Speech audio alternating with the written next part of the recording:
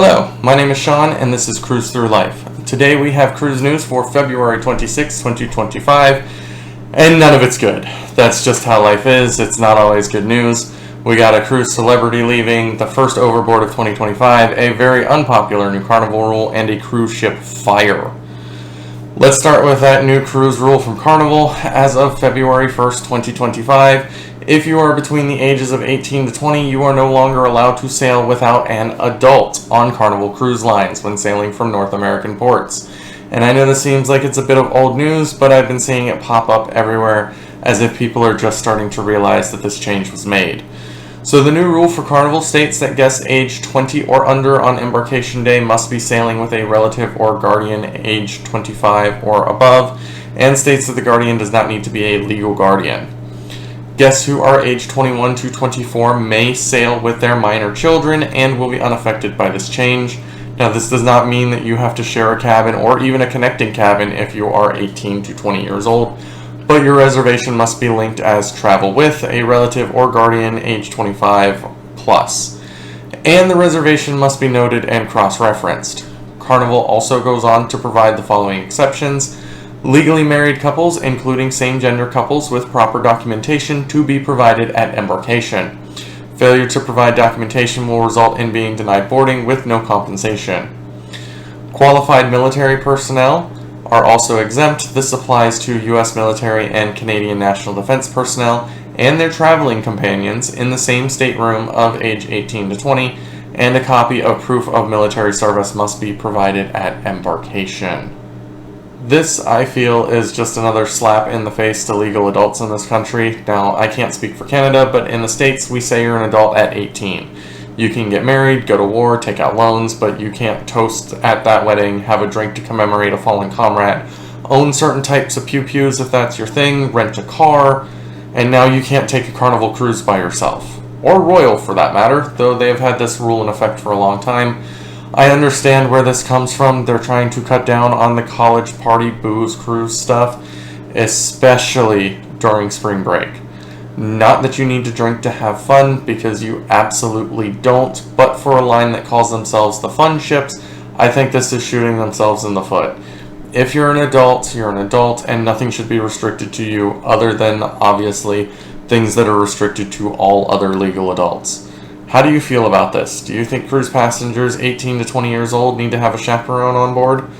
Let me know down below. Our next story, on Saturday, February 22nd, 2025, on board the Carnival Glory, a fire occurred on a Deck 6 balcony where a towel was draped over a chair when both began to smolder and became engulfed in flames. The ship's crew responded to the incident immediately, and the fire was contained and extinguished safely, and none of the ship's operational systems were impacted, and no general emergency alerts were issued. The cause of the fire has yet to be determined, but a full investigation is underway to figure out how this happened and try to ensure it doesn't happen again. The three young women who are staying in the cabin are quite upset at Carnival's treatment of them following the fire. Tatiana Chiuchian, I think, and her friends, who have not been identified, have alleged Carnival's medical staff were rude and threatening, telling them they need to calm down. You're making this worse for yourselves. Calm down and tell us what happened, and if you lie, we are going to get the FBI and Coast Guard involved. They also allege that the young women were forced to take a pregnancy test, but suspect it was actually a drug test. But medical professionals noted that pregnancy tests are standard procedure for women of childbearing age who may need emergency medical treatment, as certain medications can be harmful to an unborn baby. I was really batting 1,000 in today's cruise news. Here's my thoughts. They were cleared of any blame by the crew, but things don't just spontaneously combust. I don't care how hot it is in the Caribbean. So I suspect what happened is that somewhere above them, someone else was smoking on their balcony, and either the ash or the filter of the cigarette, when tossed off that balcony, landed instead on the towel and caused the ignition, which is exactly why you're not allowed to smoke on balconies. I also think that if the allegations are true of Carnival's treatment of these guests, then those Carnival employees handled it very poorly. I doubt that they were truly given a drug test. I used to do drug testing and still do on occasion, and for it to be legally admissible, you need consent or a warrant to perform the test. Now, it is also possible that it is in the fine print of the cruise line contract you sign as part of your cruise that no one actually reads, but maybe we probably should. Our third story comes from the MSC Poesia. Authorities say a 32-year-old Filipino national went overboard shortly after the ship left Montevideo on Friday. They found surveillance footage of him on Deck 7 with movement later detected in the water. Uruguayan Navy authorities launched the search with patrol boats and aircrafts before the Brazilian authorities took over.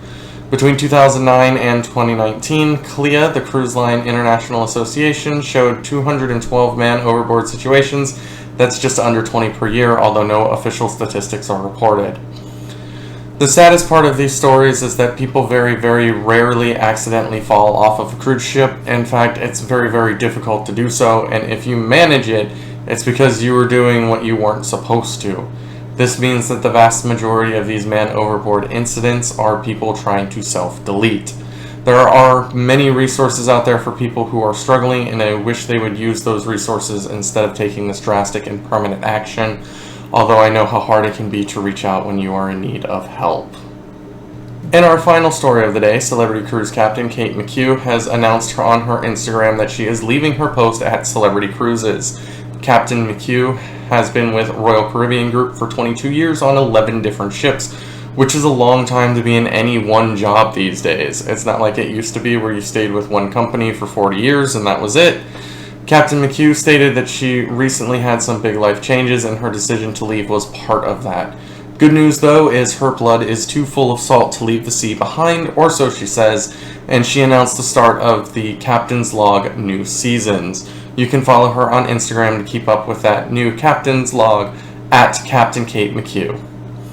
This wraps up our cruise news for February 26, 2025. If you enjoyed this video, please subscribe to my channel with the notification bell turned on and all that other YouTuber stuff. I hope to see you on board sometime soon.